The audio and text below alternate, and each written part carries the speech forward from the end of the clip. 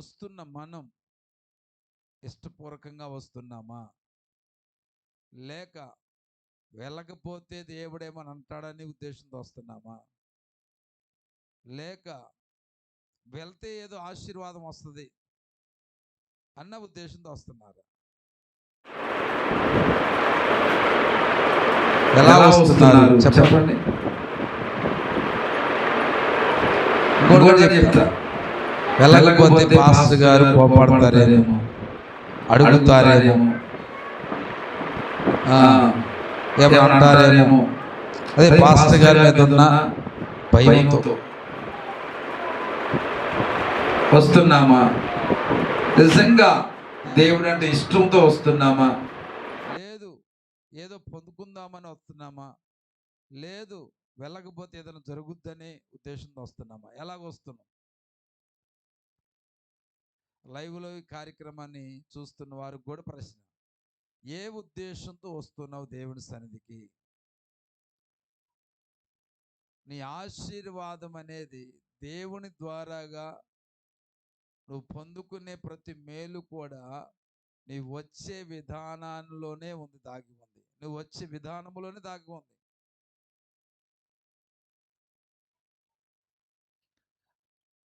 ఈ ఆలోచన అనేది ప్రతి ఫీల్డ్లో కూడా, ఏది ఇష్టముగా చేసే పని కానీ, లేకపోతే వెళ్ళకపోతే ఏమని అంటారు అనే దానికి కానీ, లేకపోతే వారి వలన ఏదో ఒకటి మనకి మేలు కలుగుతుంది కదా అని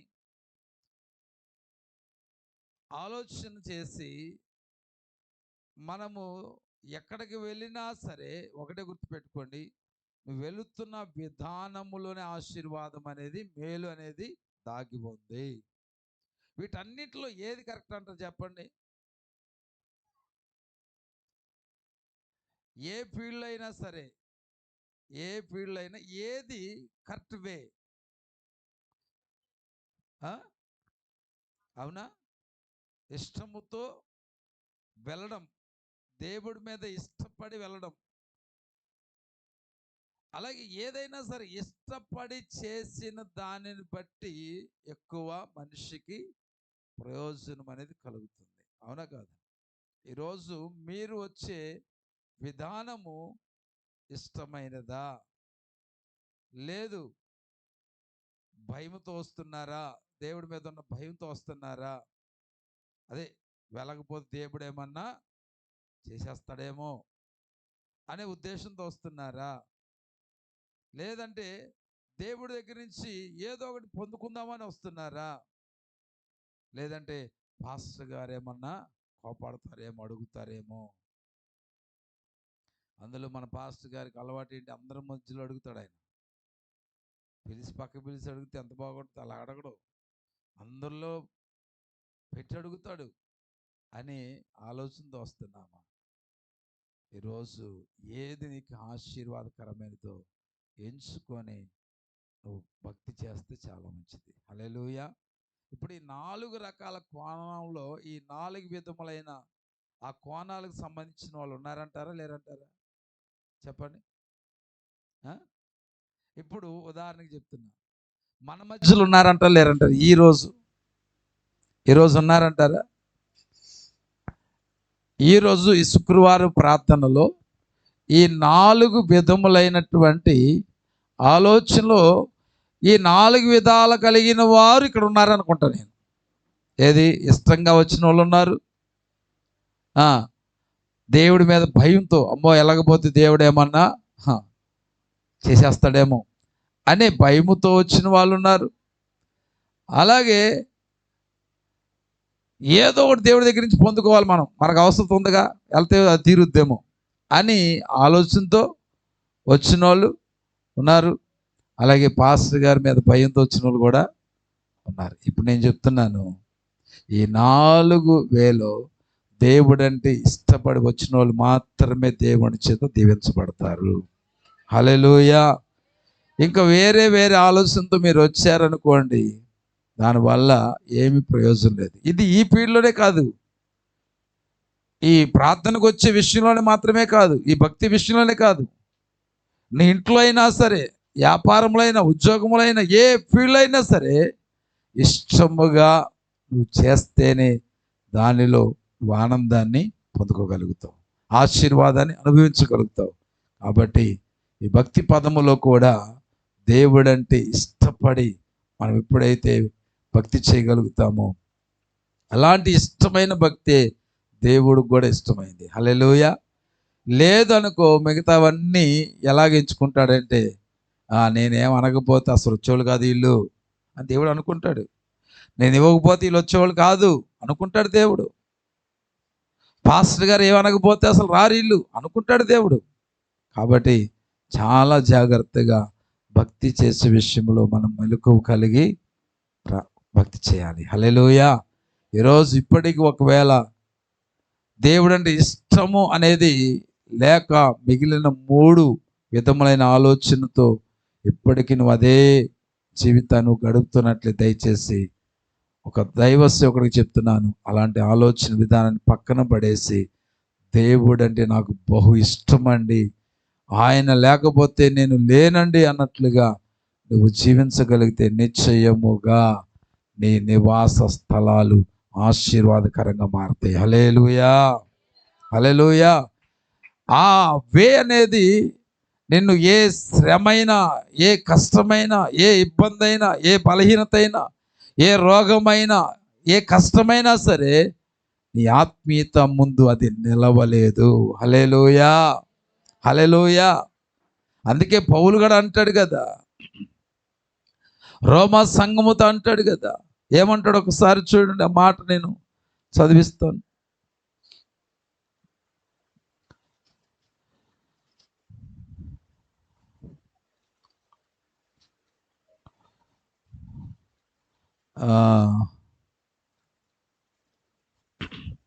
ఎనిమిదవ అధ్యాయము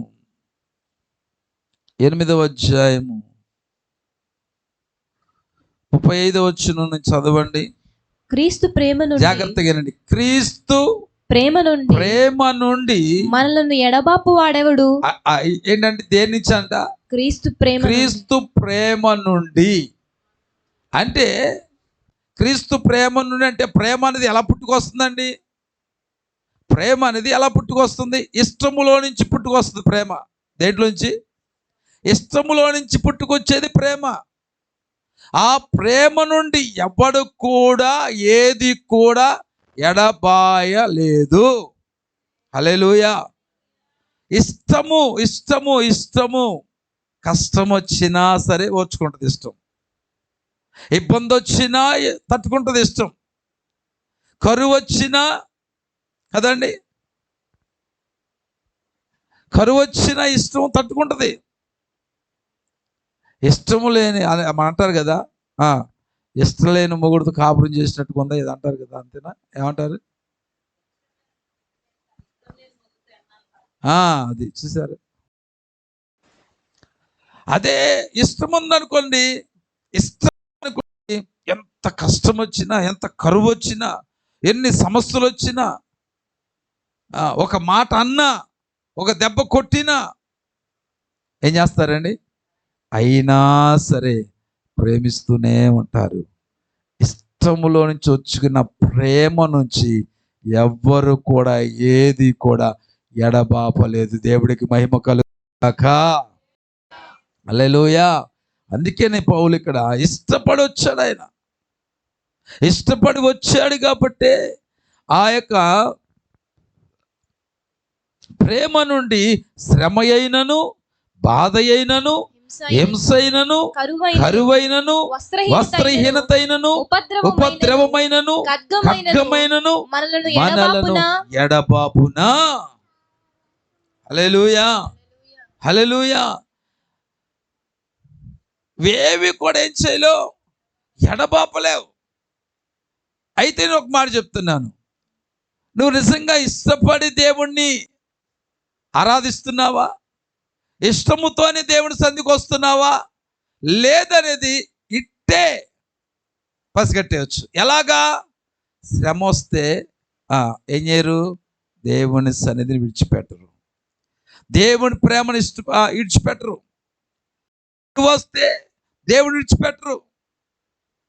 బాధ వస్తే దేవుని విడిచిపెట్టరు. ఇక్కడ హింస వస్తే దేవుని విడిచిపెట్టరు. అలాగే వస్త్రహీనత వచ్చినా దేవుని విడిచిపెట్టరు. బలహీనత వచ్చినా దేవుని విడిచిపెట్టరు. ఈరోజు ఈ యొక్క వాక్యపు వెలుగులో పౌలు యొక్క ఆలోచన ఒక పెట్టుకోండి. ఈరోజు నిజంగా నువ్వు పౌలు వలె దేవుని ఇష్టపడే వ్యక్తిత్వం నువ్వు ఉన్నట్లయితే శ్రమ దైవ సన్నిధికి ఆటంకంగా మారదు. హల్లెలూయా.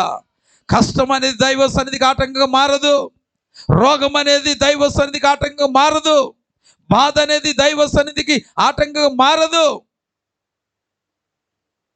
ఈరోజు నువ్వు ప్రతి చిన్నదానికి కూడా దైవ సన్నిధి దూరమైపోతున్నావంటే దేవుడి పట్ల నీ ఇష్టం ఎంతవరకు ఉందనేది దాన్ని బట్టి అర్థమైపోతుంది. అదే నీ ఆశీర్వాదానికి కారణమనే సత్యాన్ని గుర్తుపెట్టుకోండి. నువ్వు పొందుకుంటావా, పొందుకోలేవా, అనుభవిస్తావా, అనుభవించలేవా, దేవుని పట్ల నువ్వు కలిగి ఉన్నటువంటి ఆ ఇష్టమే ఆశీర్వాదానికి మూలమై ఉంది. హల్లెలూయా, హల్లెలూయా. కాబట్టి ప్రియ దేవుని బిడ్డలారా, ఈరోజు నుంచి ఒకటే, నీవే మారాలి. నీ భక్తి విధానం మార్పు చెందాలి. దేవుడు ఏదో అంటాడేమో, ఏమైనా చేస్తాడేమో, వెళ్ళకపోతే అనే ఆలోచనతో రావడం వల్ల నువ్వు దేవుని పొందుకోలేవు. దేవుడి దగ్గర నుంచి నేనేదో సంపాదించాలి, ఏదో పొందుకోవాలి, నువ్వు వెళ్తే నాకు దేవుడి కార్యం చేస్తాడు, ఇది పొందుకుంటాను అనే ఆలోచనతో దైవ సన్నిధికి రమ్మాక. ఎందుకంటే ఇలాంటి ఆత్మీయ స్థితి అనేది నిలవదండి. దేవుడేమైనా చేస్తాడేమో అనే భక్తి నిలవదు. దేవుడేమైనా ఇస్తాడేమో భక్తి నిలవదు. అలాగే దైవ సేవకుడు ఏమైనా అంటాడేమో ఆ భక్తి నిలవదు. మరి ఏ భక్తి నిలుస్తుందంటే దేవుడంటే నాకు ఏంటండి అపారమైన ప్రేమ అని అలాంటి ఇష్టము కలిగిన వారు మాత్రమే ఆ భక్తి మాత్రమే నిలబడుతుంది. హల్లెలూయా. సంసారమైన నిలబడుతుంది, చదువైన నిలబడుతుంది, ఉద్యోగమైన నిలబడుతుంది, వ్యాపారమైన నిలబడుతుంది. ఏదైనా సరే వ్యాపారము కూడా నాకు చేయడం ఇష్టం అనుకోండి, దాంట్లో ఎన్ని ఒడిదుడుకులు వచ్చినా సరే, ఎంత కష్టం వచ్చినా సరే ఏం చేస్తారండి, స్టడీలో కూడా అది ఇష్టమై చేశారనుకోండి, ఎంత హోంవర్క్ వచ్చినా, ఎంత సబ్జెక్ట్ కష్టమైందా సరే ఏం చేస్తారండి, చక్కగా కష్టపడతారు. ఈరోజు ప్రియ దేవుని బిడ్డ, భక్తి అనేది నువ్వు ఇష్టముతో చేయగలిగితే, దేవుడు అంటే ఇష్టముతో నువ్వు భక్తి చేయగలిగితే నిశ్చయముగా దేవుడి ఆశీర్వాదము నీ ముంగిట నిలుస్తుంది. హల్లెలూయా, హల్లెలూయా. ఎందుకంటే ఇలా చెప్పగలుగుతున్నానంటే నా బైబిల్ ట్రైనింగ్, నేను సేవకి వెళ్ళే ముందు నేను 2007లోనే వెళ్ళిపోయాను ముందు. అప్పుడు నేను ఇష్టపడి వాళ్ళు వీళ్ళు నన్ను ఏం చేశారంటే, నువ్వు వెళ్ళు వెళ్ళు వెళ్ళు, దేవుడు పిలుపు ఉంది కదా, ఎలవే అని చెప్పి వీళ్ళు నన్ను కాస్త ఏం చేశారంటే పుష్ చేశారు. నువ్వు ఆలస్యం చేస్తున్నావు అది అని చెప్పి వాళ్ళకి వీళ్ళకి అన్న మాటలు తట్టుకోలేక ఏం చేస్తుంటే వెళ్ళి ఇంటర్వ్యూలో కూడా చక్కగా వెళ్ళి ప్లేట్ పట్టుకుని అక్కడ అడిగిన ప్రశ్నలకు ఏం చేసిండు, బోర్మంట ఏడ్చి కాముగా బయటకు వచ్చి ప్లేట్ పక్కన పడేసి గోడ దూకి పారిపోయి వచ్చేసా. కానీ రెండోసారి 2009లో ఇష్టపడి వెళ్ళాను కాబట్టి ఎన్ని కష్టాలు వచ్చినా సరే నిలదొక్కుకొని నిలబడ్డాను. అదే నాకు గొప్ప ఆశీర్వాదకరంగా నేటి వరకు 2009లో తీసుకున్న ఒక్క నిర్ణయము ఈ 2024 ఈ రోజు వరకు కూడా నన్ను ఆశీర్వాదకరంగా నడిపిస్తుంది. హల్లెలూయా, హల్లెలూయా. అంతేగాని ఆ రోజు నేను తీసుకున్న నిర్ణయము సేవకి వెళ్తే నాకు కలిసి వస్తుంది, సేవకి వెళ్తే నాకేదో జరుగుతుంది, సేవకి వెళ్ళకపోతే ఏదో అయిపోతుంది అన్నట్లుగా వెళితే ఇంటర్వ్యూలు బయటకు రావడం. ఇష్టపడి వెళ్ళాను కాబట్టి నిలబడగలిగాను. హల్లెలూయా. నిజంగా నా పిల్లలంటే నాకు చాలా ప్రేమ. నా కొడుకు అన్న, నా కూతురు అన్న బాగా ఇష్టం, మా అమ్మ అంటే బాగా ఇష్టం. మరి వీళ్ళందరిని విడిచిపెట్టి వెళ్ళగలిగానంటే వీళ్ళందరికంటే దేవుని ఇష్టపడ్డాను కాబట్టి వీళ్ళందరి విషయంలో కాస్త తట్టుకుని నిలబడగలిగే ఆ ప్రేమ నుంచి. హల్లెలూయా. ఈరోజు నిజంగా నీకు దేవుడు అంటే ఇష్టమైతే ఇంకా దేని కూడా ఇష్టంగా నువ్వు భావించవు. నువ్వు అలా భావిస్తున్నావంటే నువ్వు దేవుడు అంటే ఇష్టం లేదనే కడాఖండికి చెప్పగలుగుతా నేను. హల్లెలూయా. ఉదాహరణకి నీ బిడ్డ మీద నీకు ఇష్టం ఉంటే ఇంకేదైనా పని చేయడానికి ఇష్టపడతావా? నీ భర్త మీద నీకు ప్రేమ ఉంటే, ఇష్టం ఉంటే ఇంకొక ఆలోచన అనేది పుడుతుందా నీకు? ఒకసారి ఆలోచన చేయండి.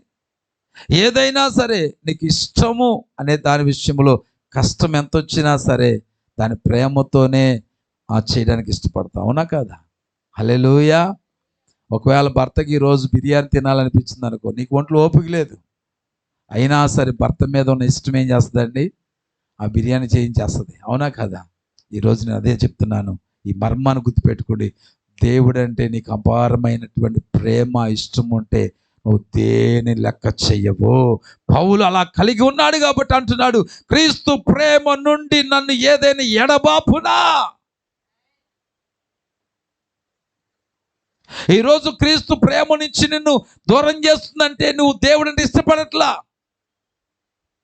చిన్న బలహీనత వస్తే దేవుడి సన్నిధికి దూరం అయిపోతాం. చిన్న కష్టం వస్తే దేవుడి సన్నిధికి దూరం అయిపోతాం. చిన్న ఇబ్బంది వస్తే ఇంకా ఆదివారం కనపడరు.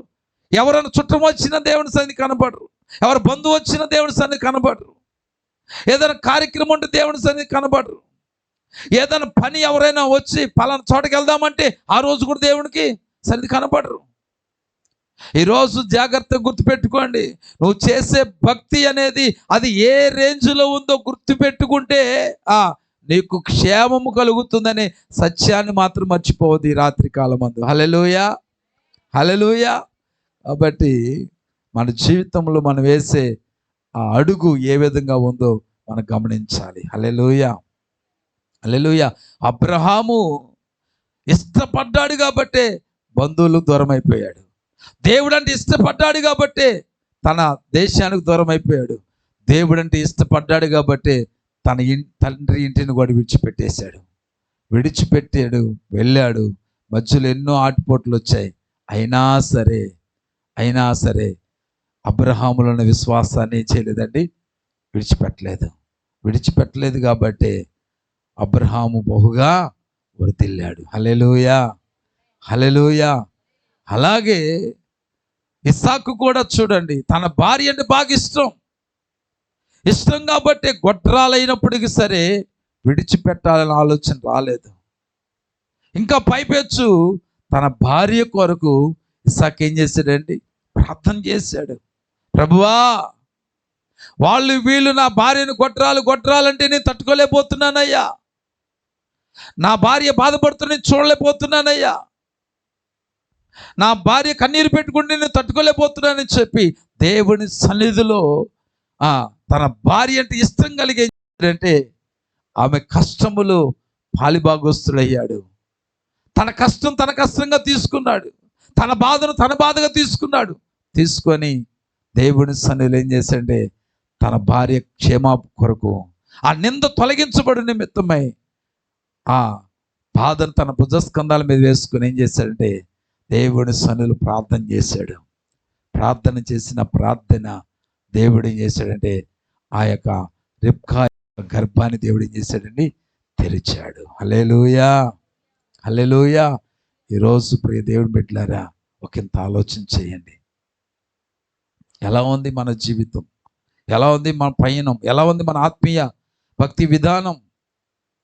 పౌలు కూడా ఇష్టపడ్డాడు కాబట్టి ఎన్నో రాళ్ళ దెబ్బలు తిన్నాడు, ఎన్నో కొరడా దెబ్బలు తిన్నాడు, ఎన్నో రీతిలుగా అవమానపరచబడ్డాడు, ఎన్నో రీతిలుగా గాయపరచబడ్డాడు.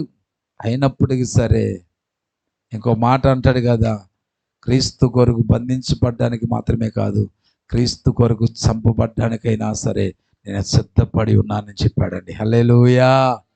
నిజంగా ఇష్టమైనటువంటి భార్యలు కానీ భర్తలు కానీ ఏం చేస్తారండి? నువ్వు చంపేసినా నిన్ను మాత్రం విడిచిపెట్టాలనయ్యా. చస్తే నీ దగ్గరే చస్తా, అవసరమైతే చంపుతావు, చంపేస్తే నేను నమ్ముకుని వచ్చా నేను అని చెప్పి ఎంతమంది భార్యలు భర్త చేత హింసించబడ్డారండి, కొట్టబడ్డారండి, అవునా కాదా? ఎందుకంటే ఇష్టము లేని ఉంది సమస్తం కూడా దాగి ఉన్నాయి. హల్లెలూయా. ఈరోజు సంగమా, నువ్వు దీవించబడ్డానికి, నువ్వు దేవుని చేత ఆస్వాదించబడ్డానికి, దేవుడి ప్రేమ నీ మీద ఆ అమితంగా ఉండడానికి ఒక దైవ సేవకుడు చెప్తున్నాను కదా, నువ్వు చేసే భక్తి ఎలా ఉండాలంటే నీకు ఇష్టమైనదిగా ఉండాలి. ఇష్టముండి చేయి భక్తి, ఇష్టముండి చేయి.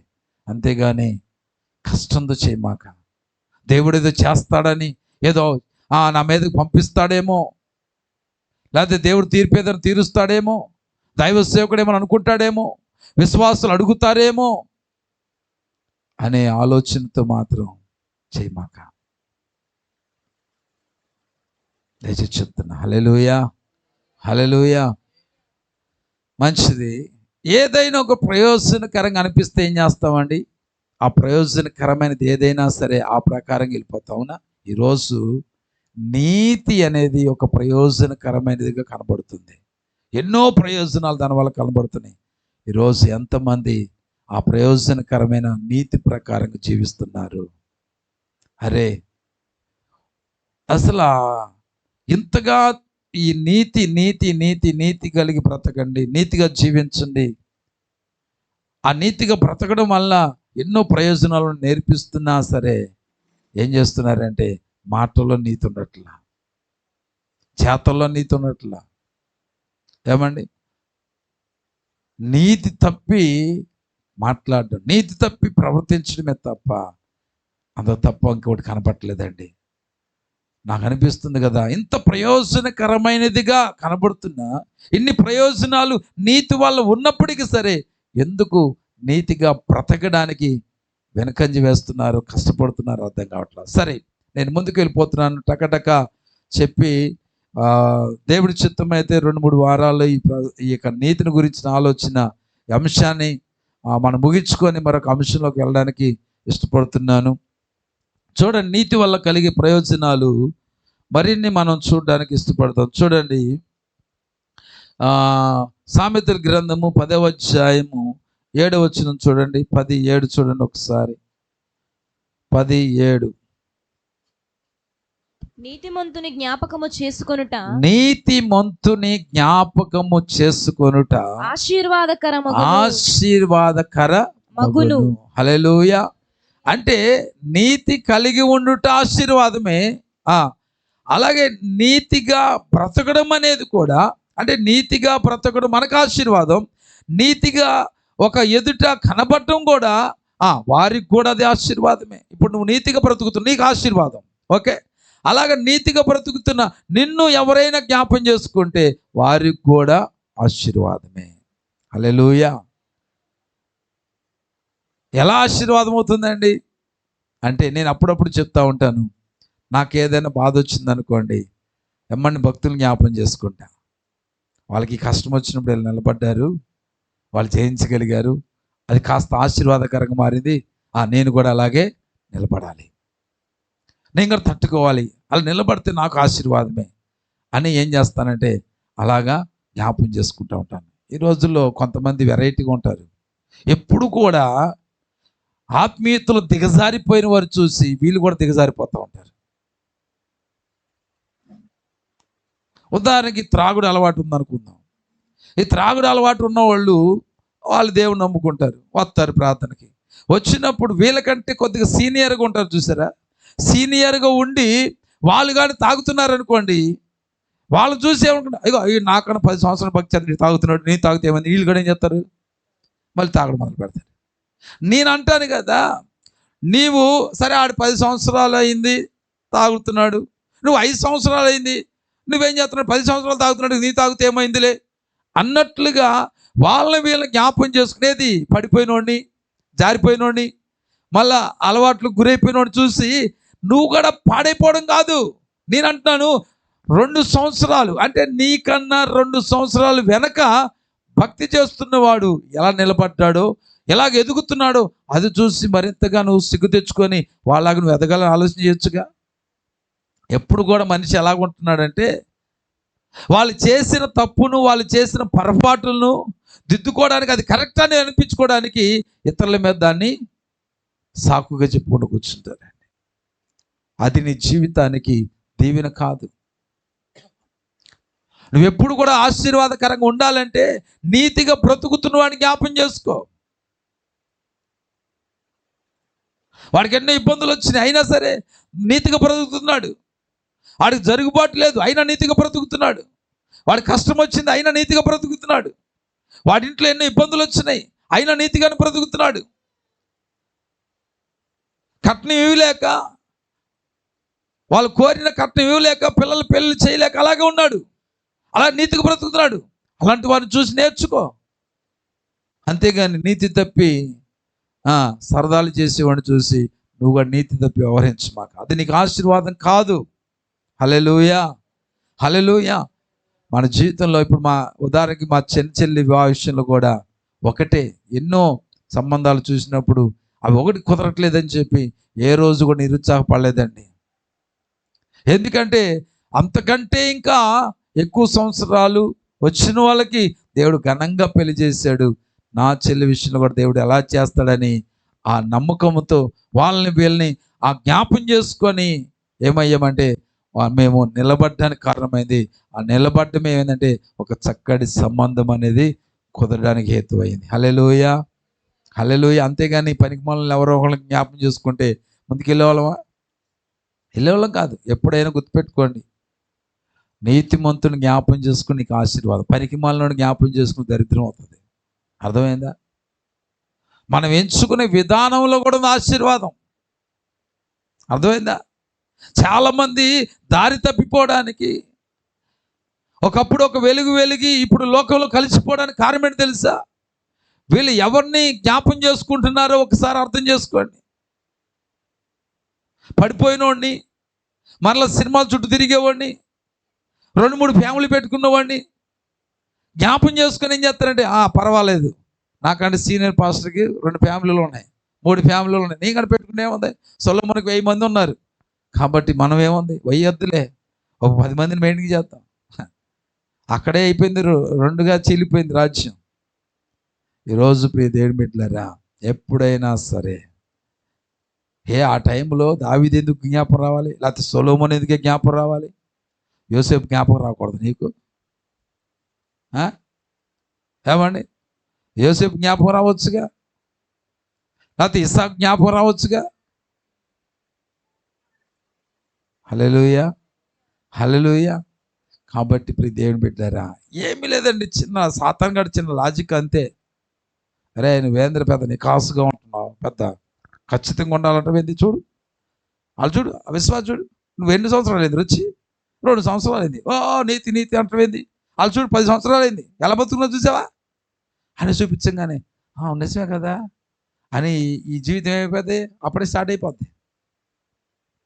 అందుకనే మనం జాగ్రత్తగా నీతిమంతులు మనం ఏం చేయాలి, జ్ఞాపం చేసి. పౌలు చూడండి, ఫిలిప్పీ సంఘముల గురించి ఒక గొప్ప సాక్ష్యం చెప్తున్నాడు.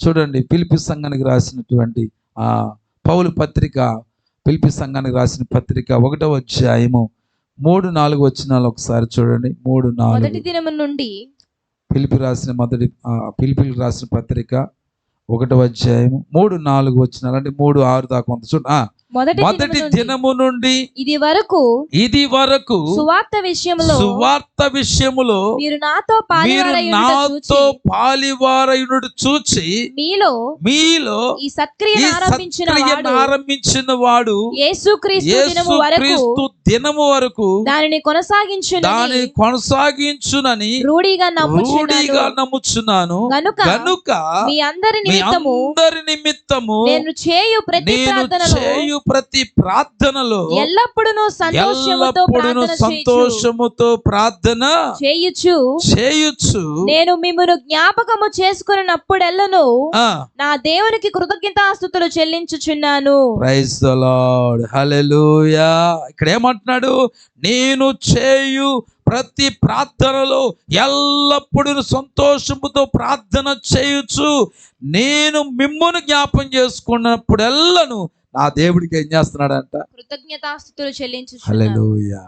ఈరోజు ఒక మాట చెప్తే వినండి, నువ్వు ఎవరిని జ్ఞాపం చేసుకున్నా ఆ జ్ఞాపం చేసుకునేటప్పుడు పౌలు వలె కృతజ్ఞతాస్తుతులు చెల్లించే ఒక అవకాశము ఎవరి వల్ల అయితే కలుగుతుందో వారినే నువ్వు జ్ఞాపం చేసుకో.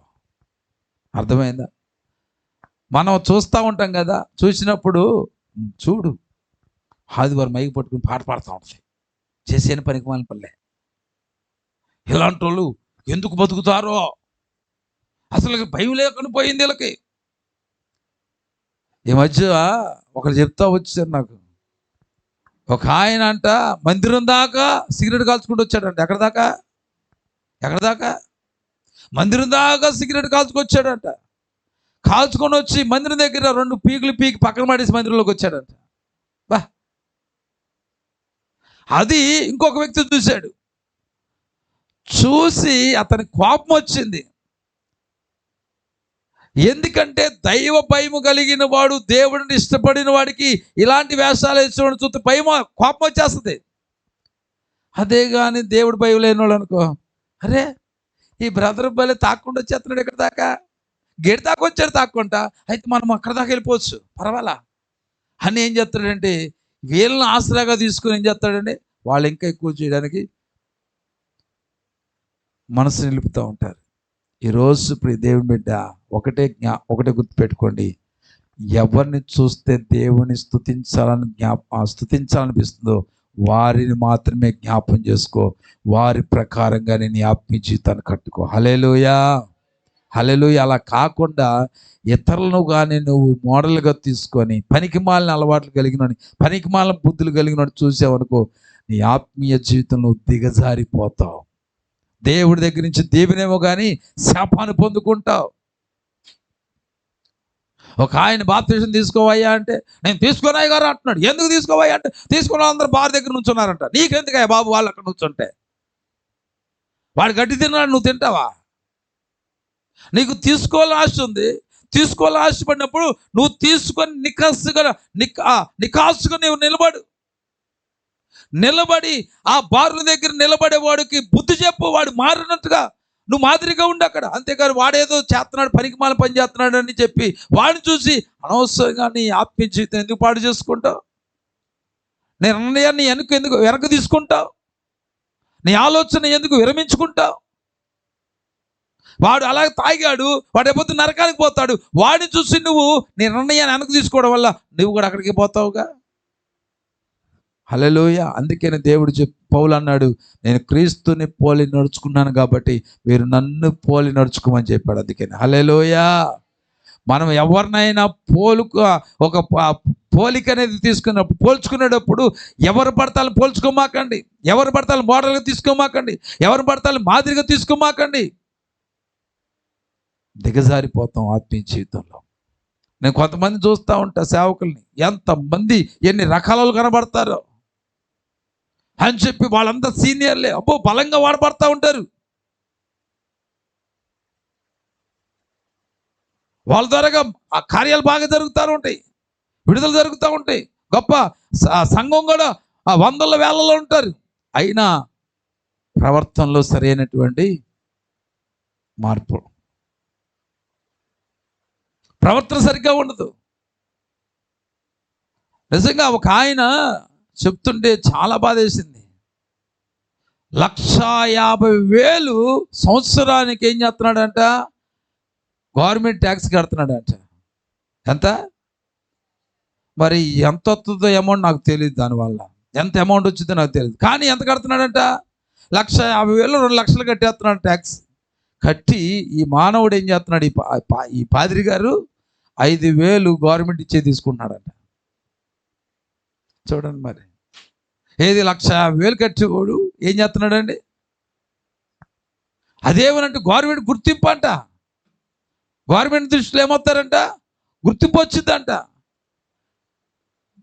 అంటే దానివల్ల గుర్తింపు వచ్చింది. అంటే గవర్నమెంట్కి ఏదో గుర్తింపు కొరకు, నాయకుడికి ఏదో గుర్తింపు కొరకు, అధికారికి ఏదో గుర్తింపు కొరకు పరిచయం చేస్తున్నావా? దేవుడికి ఒక గుర్తింపు, దేవుడి దృష్టిలో ఒక గుర్తింపు కొరకు పరిచయం చేస్తున్నావా? ఎవరి దృష్టిలో నువ్వు పడ్డానికి పరిచయం చేస్తున్నావు? ఎవరు నిన్ను గుర్తించడానికి పరిచయం చేస్తున్నావు? నేను అంటున్నాను, సరే ఆయన ఆలోచన ప్రకారం ఒక మాట చెప్తున్నా. నీదంటూ ఒక మినిస్ట్రీ ఉందిగా. ఎప్పుడైతే ఒక మినిస్ట్రీ పేరు ఉంటుందో ఆటోమేటిక్గా ఆ మినిస్ట్రీ ఏమవుతుందంటే గవర్నమెంట్ లెక్కలోకి వెళ్ళిపోతుంది. ఒక మినిస్ట్రీ స్థాపించాడు, ఒక మినిస్ట్రీ కలిగిన వాడైతే ఆటోమేటిక్గా ఎక్కడికి వెళ్ళిపోతుందండి? అది గవర్నమెంట్ లెక్కలోకి వెళ్ళిపోతుంది, అది రిజిస్టర్ అయిపోతుంది అక్కడ. అంటే వాళ్ళు చేసే పొరపాట్లను కూడా ఏం చేస్తున్నారండి? ఏం చేస్తున్నారు? వాటిని అది కరెక్ట్గా అనిపించుకోవడానికి ఎన్నో వెతుక్కుంటూ చూసుకుంటూ ఉన్నారండి. దయచేసి చెప్తున్నాను, జాగ్రత్త. ఎవరు జ్ఞాపం చేసుకోవాలి? ఎవరు జ్ఞాపం చేసుకుని మనకు ఆశీర్వాదం? నీతిమంతులను, నీతిగా ప్రతిగా వారిని జ్ఞాపం చేసుకుంటే మనకు ఆశీర్వాదం. హల్లెలూయా. మరలా చెప్తున్నాను కదా, నీవు నీతి కలిగి ఉంటే ఇతరులకు కూడా నువ్వు ఆశీర్వాదకరంగా మారుతావు. ఇక్కడ నీతిమంతుని జ్ఞాపం చేసుకుని ఆశీర్వాదం అన్నాడు కదా. అంటే ఏంటి? మనల్ని, అంటే మనం కలిగి ఉన్న నీతి ఇతరులకు ఏం తెచ్చిపెడుతుంది? ఆశీర్వాదం తెచ్చిపెడుతుంది. హల్లెలూయా. నీ కుటుంబంలో నీతి కలిగి ఉంటే నీ కుటుంబాన్ని రక్షించుకోగలుగుతావు, నీ బిడ్డలను ఒక సన్మార్గం నడిపించుకోగలుగుతావు. నీతి తప్పి ఒకవేళ వ్యవహరించావనుకో, నీ బిడ్డలు కూడా ఎలా బ్రతుకుతారు? నిన్ను పోలే నడుస్తారు వాళ్ళు. నువ్వు అబద్ధం ఆడుతున్నావు అనుకో, మా అమ్మ అబద్ధం ఆడతలేదు, నన్ను కన్న తల్లి అబద్ధం ఆడుతుంది, మనం ఎందుకు అబద్ధం ఆడకూడదు? మా అమ్మే మా నాన్న జేబులో డబ్బులు నొక్కేస్తుంటే మా అమ్మ అదే బ్యాగ్లో నుంచి నేను నొక్కేస్తే తప్పే ఉంది? ఇలాగా మనల్ని పోలి మన బిడ్డలు నడుస్తారు. కాబట్టి చాలా జాగ్రత్తగా మనం ఏం చేయాలి? మన ఇంటిలో మన నీతి కలిగి బ్రతకాలి. మనల్ని జ్ఞాపం చేసుకుని మన బిడ్డలు వారి ఆశీర్వాదకరంగా ఉండినట్లుగా మన జీవితాలు ముందుకు నడిపించబడాలి. హల్లెలూయా. ఇక్కడ పౌలు ఫిలిప్పీ సంఘస్థులను చూసి ఎల్లప్పుడూ కూడా ప్రార్థన చేసే ముందు ఆ సంఘాన్ని బట్టి సంతోషిస్తున్నాడంట. ఈరోజు నిన్ను బట్టి నీ కుటుంబం సంతోషించాలి, నీ సంఘము సంతోషించాలి, నీ సంఘ సేవకుడు సంతోషించాలి. అబ్బా ప్రభువా, నాకు ఇలాంటి ఒక సంఘాన్ని ఇచ్చినందుకు నీకు వందనాలు, నీతి కలిగిన సంఘాన్ని నాకు ఇచ్చినందుకు నీకు స్తోత్రాలు అని చెప్పి మిమ్మల్ని గురించి ప్రార్థించే ప్రతి సమయం కూడా నా దేవుని సన్నిధిలో ఏం చేయాలి? నేను సంతోషముతో దేవుని స్తుతించాలి. అందుకనే హెబ్రీ గ్రంథకర్త అంటాడు కదా, మీ విషయంలో లెక్క ఒప్ప చెప్పవలసినటువంటి ఆ సేవకుడు దుఃఖముతో కాక సంతోషముతో పని చేస్తే అది మీకు ఆశీర్వాదం అంట. కానీ సంఘ విషయంలో కానీ దుఃఖముతో కానీ లెక్క ఒప్ప చెప్తే మాత్రం అది సంఘానికి తీరని నష్టంగా మారిపోతుందని చెప్పి హెబ్రీ గ్రంథకర్త చెప్తా ఉన్నాడు. హల్లెలూయా. ఈరోజు నీ వే ఎలాగుంది? నీతిమంతుని జ్ఞాపం చేసుకోవడం ఆశీర్వాదం. నీకు ఏదైనా ఇబ్బంది వచ్చినప్పుడు, ఏదైనా కష్టం వచ్చినప్పుడు నీతిమంతుని జ్ఞాపం చేసుకో, యథార్థవంతుని జ్ఞాపం చేసుకో, నీకు ఆశీర్వాదం తెచ్చిపెడుతుంది. అలాగే నీ నీతి అనేది ఇతరులకు కూడా ఎలా మారాలి? ఆశీర్వాదకరంగా మారాలి. నేను జ్ఞాపం చేసుకున్నప్పుడు వారికి ఆశీర్వాదం తెచ్చిపెట్టాలి. అది ప్రైజ్ ది లార్డ్. హల్లెలూయా. కాబట్టి అలాంటి జీవితాన్ని మనం కలిగి జీవితం. యేసయ్య ఒక నీతిమంతుడు కాబట్టి ఆ నీతిమంతుని జ్ఞాపం చేసుకున్నాం కాబట్టి ఆయన ఒక రక్షకుడిగా ఎంచుకున్నాం. మనం ఆ నీతిమంతుని జ్ఞాపం చేసుకున్నాం కాబట్టి ఆయన బిడ్డగా జీవించడానికి ఇష్టపడ్డాం. ఆ నీతిమంతుని జ్ఞాపం చేసుకున్నాం కాబట్టి బాప్తిసం పొందాం. నీతిమంతుని జ్ఞాపం చేసుకున్నాం కాబట్టి మారు మనసు పొందాం. నీతిమంతుని జ్ఞాపం చేసుకున్నాం కాబట్టి ఆయన కుమారుడుగా, ఆయన కుమార్తెకు బ్రతుకుతున్నాం. ఈరోజు ఆశీర్వదించబడుతున్నాం. హల్లెలూయా. నీవు కూడా నీ కుటుంబంలో ఒక నీతిమంతురాలుగా, నీతిమంతుడిగా నువ్వు జీవించుదువు గాక. నిన్ను జ్ఞాపం చేసుకున్న వారు ఆశీర్వదించబడే రీతిగా నువ్వు నీతిగా వ్యవహరించుదువు గాక. ప్రతి విషయములో అవసరమైతే, ఇదిగో ఈ విషయంలో నీతిగా బ్రతుకుతే నేను గాయపరచబడతాను, నేను అవమానపరచబడతాను, నా మీద కోపగించుకుంటారు, నన్ను దూరం చేస్తారు, నాతో ఎవరు స్నేహం చేయరు, అయినప్పటికీ సరే నీవు యేసయ్య దృష్టిలో ఎలాగున్నావు గుర్తుపెట్టుకొని యేసయ్య దృష్టిలో ఒక నమ్మకత్వాన్ని నువ్వు సంపాదించుకునే రీతిగా నువ్వు నీతిగా వ్యవహరిస్తే చాలు. అదే అనేకుల యొక్క కళ్ళ ఎదుట నా దేవుడు నిన్ను హెచ్చించడం మొదలు పెడతాడు. హల్లెలూయా. హల్లెలూయా. ఎంతమంది నీ విషయంలో చెవులు కొరుకున్నా పర్వాలా, గుసగుసలు ఆడుకున్నా పర్వాలా, భయపడవలసిన పని లేదు. నువ్వు దేవుని దృష్టిలో ఎలాగున్నావో గుర్తెరిగి సరి చేసుకోవాల్సి ఉంటే సరి చేసుకో, దిద్దుకోవాల్సి ఉంటే దిద్దుకో. దేవుడి దృష్టిలో ఒక నీతిమంతుడిగా నువ్వు కనబడితే చాలు. ఎందుకంటే ఆయనే మార్గం పరలోకానికి, ఆయన సత్యం పరలోకానికి, ఆయనే జీవం పరలోకానికి. అంతేగాని ఈ లోకములో ఉన్నవారు ఎవరు కారు. ఆయన బట్టే కదా మన పరలోకానికి వెళ్ళేది. కాబట్టి ఆయన దృష్టిలో ఒక నీతిమంతుడిగా నిన్ను నువ్వు కట్టుకో జీవితాన్ని. హల్లెలూయా. అట్టి కృప సంగమ మనమందరం కలిగి జీవించుదుము గాక.